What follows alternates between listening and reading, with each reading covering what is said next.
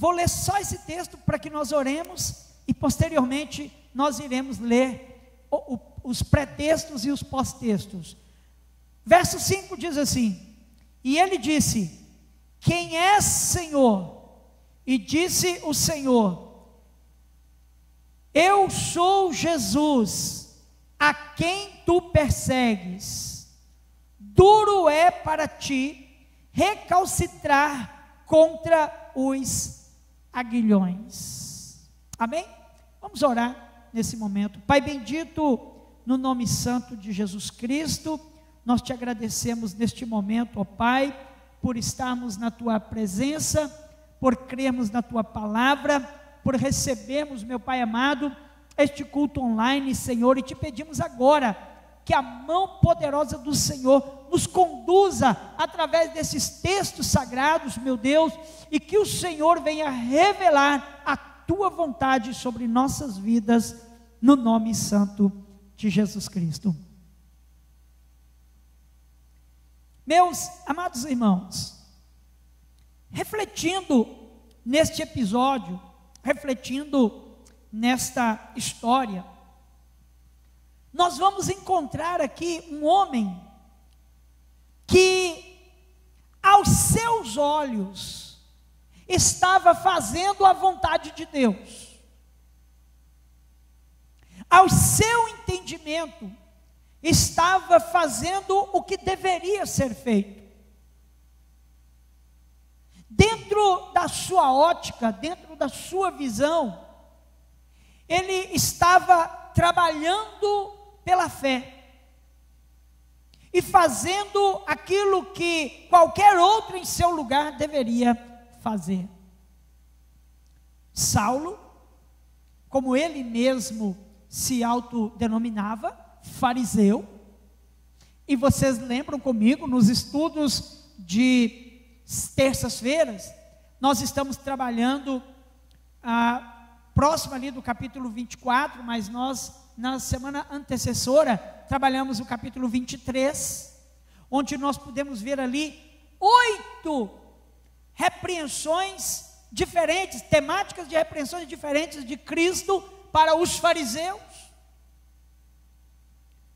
E Jesus Cristo chamou os fariseus de raças de víboras e disse a eles: como é que vocês escaparão de uma tão grande condenação? E agora, depois da ascensão de Cristo e do desenvolvimento da igreja, Saulo, um fariseu, como disse muito bem no verso 1 do capítulo 9, que eu gostaria que você acompanhasse comigo, respirando ainda ameaças e morte contra os discípulos do Senhor. Ele testemunhou a morte de Estevão.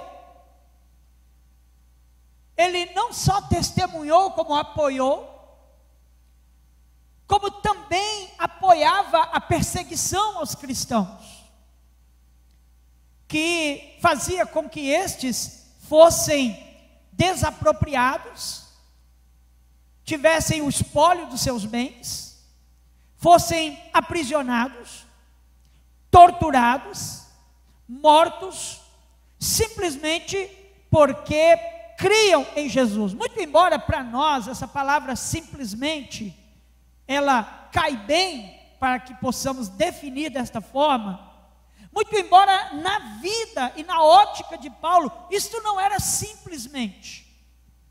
Eles estavam, na ótica de Paulo e dos fariseus e de toda a classe religiosa da época, eles estavam castigando os desertores, perseguindo os rebeldes, perseguindo aqueles que estavam querendo destruir a ordem comum das coisas. Eles estavam ali imbuídos de um pensamento de que estavam fazendo o melhor para Deus, ainda que tivessem ocultamente no seu íntimo ou nos seus sentimentos, outros interesses não manifestos publicamente, mas conhecidos por Deus, de interesses e subterfúgios que, no mínimo, mantinham as suas posições privilegiadas. Quando o ser humano começa a lutar por suas posições privilegiadas, ele pode incorrer em alguns riscos de cometer atitudes impensáveis, exatamente por não entender as mudanças e não entender os pensamentos de Deus e os planos de Deus, muito embora esses estiveram sendo profetizados há muito tempo, que as coisas mudariam. E Jesus Cristo esteve no meio deles e profetizou e disse que ele mudaria a ordem das coisas.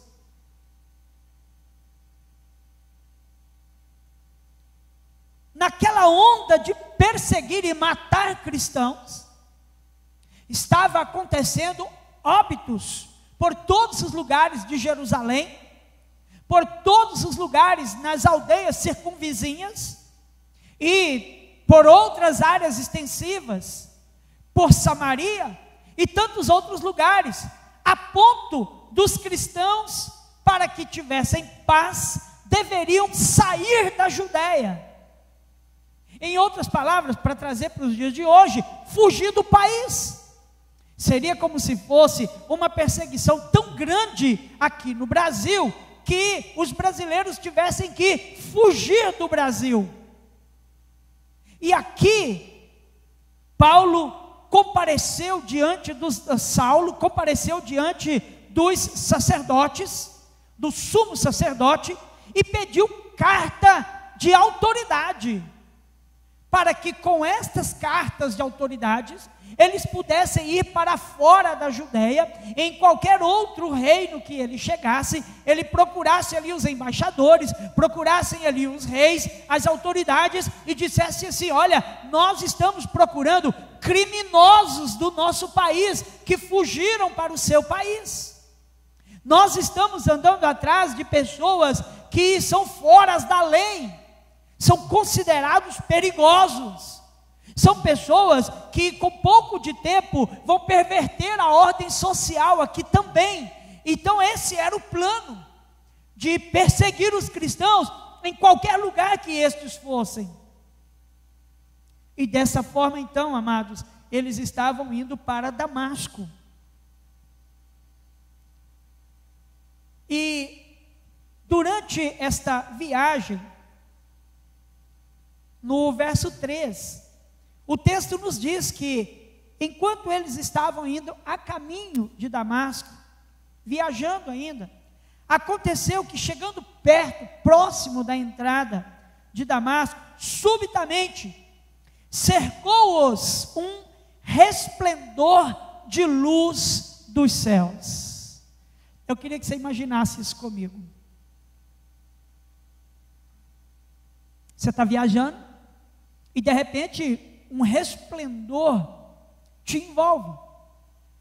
Não era a luz de um farol de um carro, não era um sol escaldante, não era a luz da lua linda e maravilhosa como a que está nascendo hoje. E não vai lá agora ver, não, espera, depois do culto tem tempo de você ir lá ver. Não era uma luz diferente, humana, produzida, mas era uma luz totalmente diferente. Era uma luz que iluminava diferentemente do dia, e era uma luz que envolveu aqueles viajantes de uma forma tão intensa, que no verso de número 4, fez com que, caindo em terra, aquela luz provocou ali, quem sabe, um pânico entre eles, e o cavalo deve ter se assustado, e Saulo cai no chão. E quando ele cai no chão, uma voz surge do meio daquela luz, aqui no verso 4 ainda, e lhe chama pelo nome repetidamente por 2 vezes, e diz: Saulo, Saulo, por que me persegues? Aleluia. Uma luz que fala. uma luz que envolveu, uma luz que, ao invés de trazer tranquilidade, trouxe ali uma aflição naquele momento. Mas era a luz da glória de Deus, que trazia uma nova direção, que trazia uma nova lógica para as coisas. E Saulo, meio que eu posso imaginar, eu queria que você imaginasse comigo, eu consigo imaginar assim, de repente você imagina de outra forma, mas quando tem uma luz ofuscante nos nossos olhos, a gente tenta tampar com os olhos, mas insiste em continuar tentando ver. Então Saulo, ele olha em direção àquela voz que fala: Saulo, Saulo, por que me persegues? E ele diz então: quem és tu, Senhor? Quem és tu, Senhor? No verso 5. A questão, irmãos, é que na Bíblia Almeida, revista e atualizada, provavelmente você não vai encontrar esta segunda parte. Eu estou com a revista e corrigida. Algumas versões não traz o complemento da resposta. Quando Saulo pergunta: quem és tu, Senhor? No verso 5. E a voz disse, e disse o Senhor: eu sou Jesus, a quem tu persegues. Aleluia.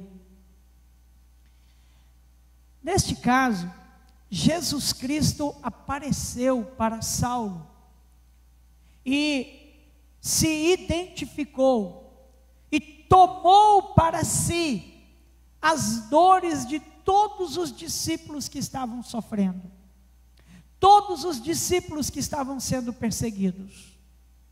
Em outras palavras, Jesus Cristo diz assim: quando você persegue um cristão, quando você persegue um discípulo meu, você está me perseguindo.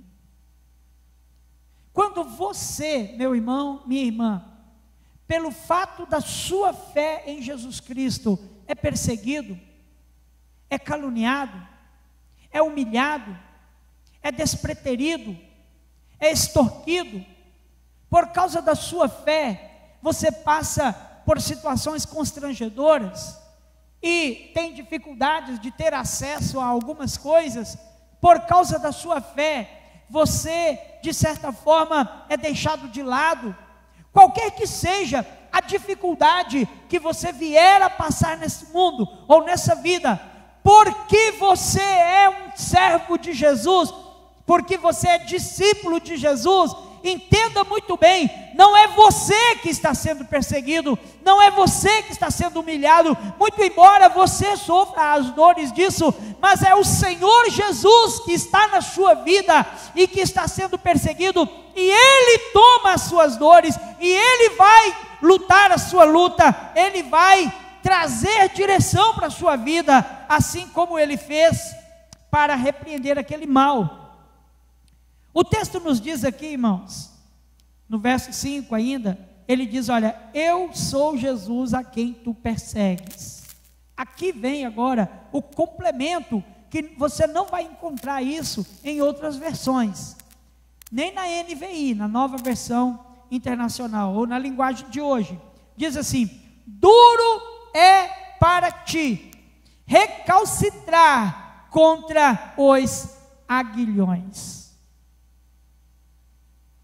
E eu quero refletir com você exatamente nesta afirmação: duro é para ti recalcitrar contra os aguilhões. Em outras palavras, Jesus Cristo estava dizendo para ele o seguinte: olha, você está fazendo tudo errado. Os seus pensamentos não são os meus. Os seus planos não são os meus. As suas intenções estão equivocadas. Se você pensa que está zelando da minha obra, você está destruindo. Se você pensa que você está fazendo a minha vontade, você está contrariando a minha vontade. Se você pensa que está me ajudando, você está me atrapalhando. Se você pensa que você está me honrando, você está me desonrando. Se você pensa que desta forma eu estou feliz com você, eu não estou feliz com você. E se você pensa que o que você faz, eu não me importo, eu me importo com o que você faz.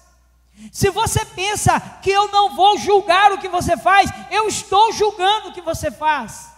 Se você pensa que eu não estou vendo o que você faz, eu vejo o que você faz.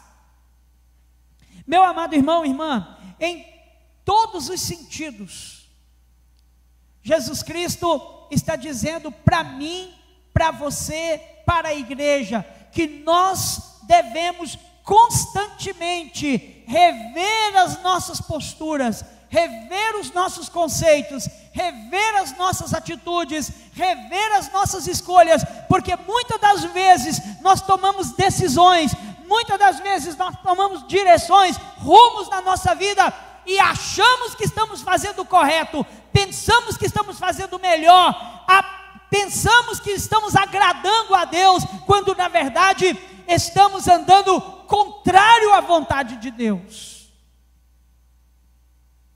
Era exatamente o que Saulo estava fazendo, ele estava andando na contramão de Deus. E com esta aparição, e com esta frase, o Senhor Jesus estava dizendo para ele: você está me perseguindo, e eu vim para mudar essa história.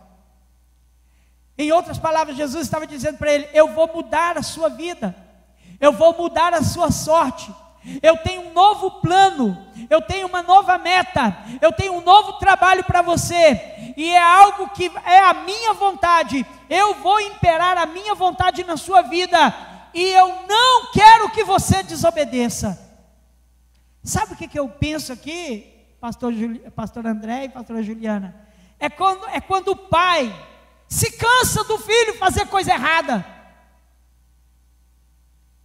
É quando o pai vai vendo o filho fazendo coisa errada, vai vendo o filho fazendo coisa errada, uma hora o pai vai e se cansa do menino, chama ele, pega ele pelo braço e fala assim: olha, você está me desobedecendo, você está me desagradando, agora você vai fazer a minha vontade, e é muito ruim para você me desobedecer no que eu vou te mandar. Era isso que Jesus estava falando para Saulo, era isso que ele estava determinando: eu tenho uma nova vida para você, e ai de você se você tentar mudar isso. Eu espero que não seja preciso Deus cansar de mim, cansar de você, e uma hora Ele nos pegar no cantinho. Sabe quando a gente pega o filho pelo braço assim, ó, e puxa ele lá para o cantinho da sala, e fala assim: olha aqui menino, vou ter uma conversa muito séria com você. Jesus Cristo chamou Saulo no cantinho ali, ó, e falou: eu quero ter uma conversa muito séria com você, porque agora chega. Aleluia. Chega. Você pensa que está fazendo certo, mas está fazendo tudo errado. Você quer me agradar, mas você está me desagradando. E é por isso, meu irmão, minha irmã, que eu e você, nós, igreja do Senhor, como noiva de Cristo, nós precisamos repensar as nossas escolhas, as nossas atitudes e as nossas decisões, porque às vezes fazemos as coisas e nos enchemos de orgulho e tomamos decisões: eu não piso lá mais, eu não vou na casa de fulano, eu não falo com o Petrano, eu não faço isso mais, eu não ponho a mão no bolso, eu não ajudo mais, eu não vou dar mais isso, eu não vou dar mais aquilo. Às vezes a gente toma aquela atitude, aquela postura, aquele pensamento, pensando que assim nós estamos agradando a Deus, mas nós não estamos agradando a Deus. Aleluia. A melhor maneira de agradarmos a Deus é não irmos contra a vontade dEle. E para descobrir a vontade dEle, nós precisamos nos colocar aos pés dEle e dizer: Senhor, eu estou andando nos teus caminhos, Senhor. O que eu estou fazendo te agrada, Senhor. Olha para a minha vida, olha para o meu dia a dia, Senhor. Eu não quero andar contra o Senhor. Aleluia. A frase que Cristo usou: duro é para ti recalcitrar Quem tem aí a versão? Vocês estão acompanhando aí? Manda um tinino aí, manda um joinha. Deixa eu pegar meu celular aqui para ver. Quem tem aí a versão que eu estou falando aqui, que tem essa frase aqui? Eu quero que você coloque aí no comentário aí. Eu tenho essa versão, pastor. Aí você vai, não, eu não tenho essa versão, pastor. Por favor. Então, se você tem uma Bíblia que tem essa versão, eu quero que você vá lá. Eu estou procurando aqui no chat. Estou de olho no chat agora aqui, ó. Estou de olho aqui, ó. Que versão que você está usando aí, ó? Eu estou usando a versão aqui, ó, corrigida e Almeida Revista e Corrigida. Esta é a minha versão. Qual é a versão que você está usando aí? Revista e Corrigida. Na versão Revista e Corrigida tem essa frase. Nas demais versões, em algumas outras versões, não tem essa frase. É por isso que eu quero que você busque agora, porque aqui existe a palavra recalcitrar. Recalcitrar significa recuar, significa voltar atrás, ou significa desobedecer, ou significa insurgir, ou significa se rebelar. Jesus Cristo está dizendo para Saulo assim: olha, é duro para você, vai ser muito ruim para você, se você se rebelar contra a minha vontade, se você se rebelar, se você recalcitrar, se você voltar atrás. Eu estou determinando um caminho novo para você. Aqui, ó, nós estamos recebendo alguns irmãos aqui que tem. Irmã Joana Dark, Cleonice Araújo diz: eu tenho. Janete de Paula: eu tenho essa versão, meu pastor amado. Que bênção. Osmarina: eu tenho essa versão. Muito bom, muito bom. Essa versão, ela nos traz aqui esse ensinamento, onde Jesus Cristo trabalha com Saulo, dizendo assim: é muito ruim para você, se você desobedecer a minha vontade. Eu marquei um plano para você, eu marquei um caminho para você, eu tenho um novo caminho, um plano para a sua vida, mas se você desobedecer, se você recuar, se você retornar atrás, se você se insurgir contra a minha vontade, vai ser muito ruim para você. Meu amado irmão, minha amada irmã, Deus tem um plano para mim, tem um plano para você. E sabe qual é esse plano? O plano maior dele é nos levar para o céu. E duro é para mim, e duro é para você nós nos recalcitrarmos contra este plano. Duro é para mim e para você desobedecer desse plano. Duro é para mim e para você querer ir contra essa vontade de Deus. Deus tem céu para mim, Deus tem o céu para você. Então Ele não quer que você volte atrás desse caminho. Aleluia. Eu quero dizer para você também, meu irmão, minha irmã, olha, Deus tem planos para você, Deus tem planos para mudar a sua vida, Deus tem planos para tocar no seu coração.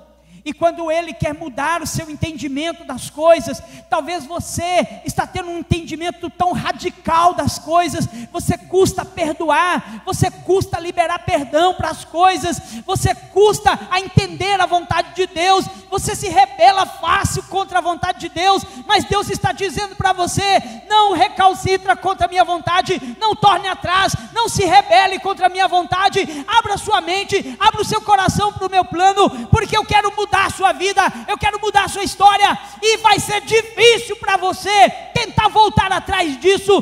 Presta atenção no que eu estou te falando, Saulo. Aleluia.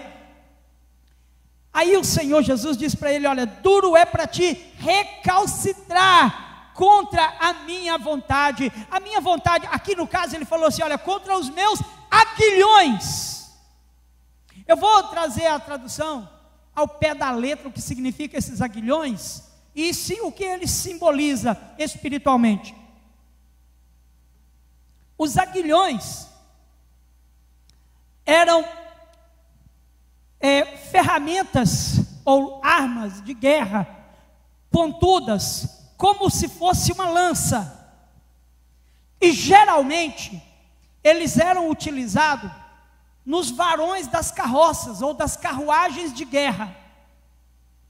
E eles eram colocados assim, pastor André, eles eram colocados os aguilhões nas carruagens, assim, ó, e eles ficavam próximos do cavalo.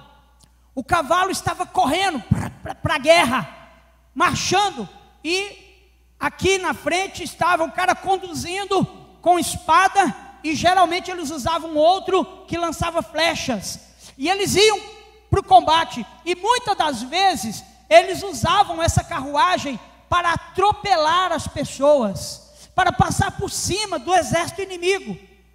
E algumas vezes esse exército inimigo estava preparado para receber, e eles levantavam lanças contra os cavalos, e os aguilhões ficavam aqui exatamente para que, se o cavalo tentasse mudar de caminho, tentasse recalcitrar, desobedecer, se ele tentasse recuar ou voltar atrás, esses aguilhões espetavam-lhe aqui a paleta, as costelas, de maneira que ele não conseguia voltar atrás. Ele só tinha um caminho, era para frente, para frente e para frente e para frente. Ele só tinha que ir para frente, mesmo que fosse para a morte, mas ele tinha que ir para frente. Aleluia. Mesmo que fosse para a morte, mas ele não poderia recuar. E era isso que Jesus Cristo estava dizendo para Saulo: eu vou colocar, Saulo, nas suas costelas, eu vou colocar uns aguilhões, uns ferrões, porque eu tenho um caminho para você, e você vai seguir esse caminho. E olha que esse caminho não será um caminho fácil, olha que esse caminho será um caminho difícil. Você, por mais que tentado você possa ser a voltar atrás, esses aguilhões vão te mostrar o caminho para frente, mas eu quero que você vá para a frente. Aleluia. E o que são esses aguilhões espiritualmente falando? É o juízo de Deus que nos joga para frente. Basta Deus imperar um juízo dele, e todo mundo dobra o joelho e vai buscar a Deus e para de pecar. Basta Deus lançar uma prova. Você quer ver o camarada ficar crente, fervoroso em campanha de oração na igreja? Passa por luta. Vem até nas campanhas de madrugada, passa a frequentar a escola bíblica, vem nos estudos bíblicos e frequenta até o gabinete pastoral. Mas quando tiver tudo bem, sabe o que acontece? Some da igreja, nunca mais vem um domingo sim, 5 não. E aí, sabe o que acontece? É porque os aguilhões não estão apertando, mas bastou a prova chegar, bastou o juízo de Deus chegar, e todo mundo quer voltar a ficar nos pés do Senhor. Os aguilhões pode ser um castigo de Deus, os aguilhões pode ser Deus estendendo as mãos pesadas dele sobre mim e sobre você, nos mostrando que o caminho que o cristão tem é para frente, para frente e para frente, e para cima, para cima e para cima, porque mesmo diante da morte, o Senhor Jesus me chamou e te chamou. Tenha coragem, não volte atrás, marcha até a tua vitória. Aleluia, aleluia.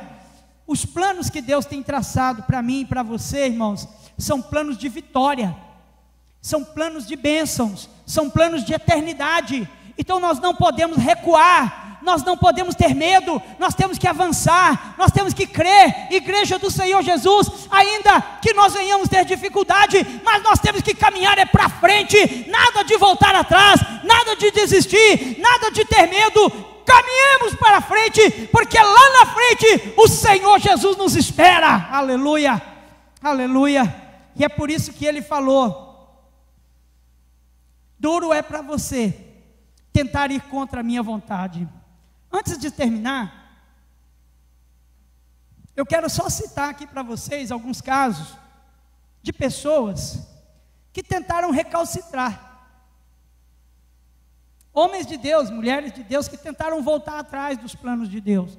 Não precisa nem deixar de citar, por exemplo, Adão e Eva. Deus tinha um plano para eles, mas eles escolheram outro. Olha o que deu.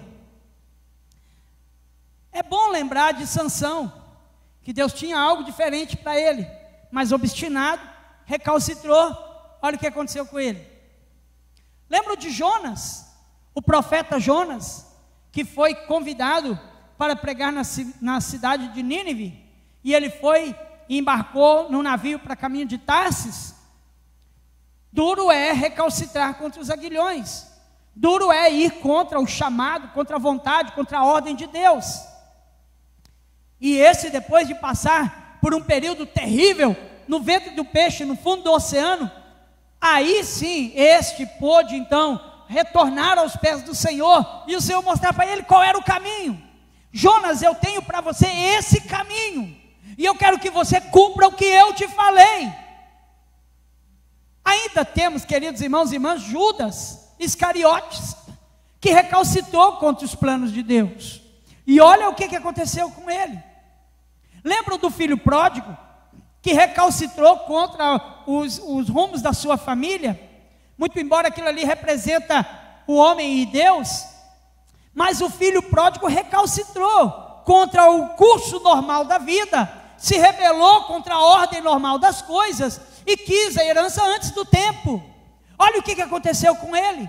Duro é para ti ir contra os planos de Deus, duro é para ti se levantar contra a vontade de Deus, duro é para ti tentar voltar atrás daquilo que Deus já determinou, do caminho que Deus já escolheu para a sua vida. E se Deus já escolheu esse caminho para a sua vida, duro é para você tentar desistir dele. Aleluia. Olha, para vocês verem que temos que lembrar o caso de Lúcifer, que era um anjo de glória, de louvor nos céus, recalcitrou contra os planos de Deus. Olha o que deu, olha o que virou. Mas nós temos um exemplo de Jesus Cristo, meu irmão, eu e você. Olha para vocês verem a oração de Cristo lá no Getsemane, em Lucas capítulo 22, no verso 42, quando ele diz assim: Pai, se queres, passa de mim este cálice, todavia não se faça a minha vontade, mas a tua. É assim que eu tenho que orar, é assim que você tem que orar, meu irmão, minha irmã. Este cálice que a terra está bebendo agora, este cálice que nós estamos bebendo agora, nós temos que orar e dizer: Senhor, se tu queres, tu pode passar esse cálice, mas se não, faça a tua vontade. Mas nós não vamos recuar, nós vamos continuar firmes no Senhor, para a glória e o louvor do santo nome de Jesus. Permaneça firme, meu querido irmão e irmã, porque Deus tem um plano para a sua vida, Deus tem um plano para a sua igreja, Deus tem um plano para a sua família, e você não deve voltar atrás. O inimigo vai tentar colocar setas na sua mente, para você desanimar, para você ficar triste, para você pensar e ficar confuso em relação aos planos de Deus para a sua vida. Permaneça firme, não importa o que venha acontecer com a terra, não importa o que venha acontecer conosco, o Senhor nos ama, Ele nos escolheu, e Ele tem uma glória para nos entregar. Permaneça firme na presença do Senhor. Eu quero orar contigo nesse momento, em nome de Jesus. Pai de poder, Pai de bênção, eu coloco agora esta palavra, cada irmão, cada irmã que está na tua presença nos lares, eu coloco diante do Senhor cada vida agora, Pai, e eu te peço, meu Deus querido, que a tua bênção, meu Pai, esteja sobre nós, que o teu poder possa, meu Deus amado, mover as nossas vidas, que o Senhor, pelo teu amor, nos ajude a permanecermos firmes nos planos e nos propósitos do Senhor, e que nós não venhamos recuar do teu chamado, daquilo que o Senhor tem para nós, em nome de Jesus. Vamos adorar o Senhor, amados, depois nós voltamos para encerrar.